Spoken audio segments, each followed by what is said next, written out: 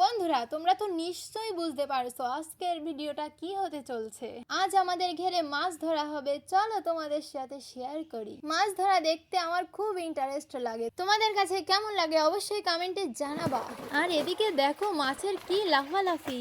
যাই হোক, জাল টানা শেষে দেখো কত মাছ উঠছে জালে।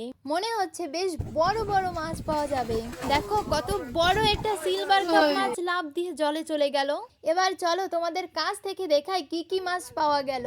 এখানে বিভিন্ন ধরনের মাছ আছে। মাছের সাইজটা একবার দেখো কি বড় বড় হয়েছে।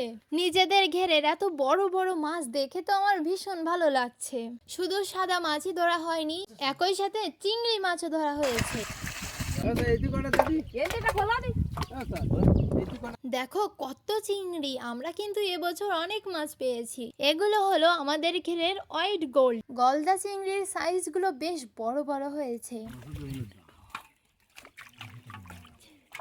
সাদা মাছগুলো বস্তায় ভরে ভাসিয়ে নিয়ে ঘেরের ওই পারে উঠানো হবে।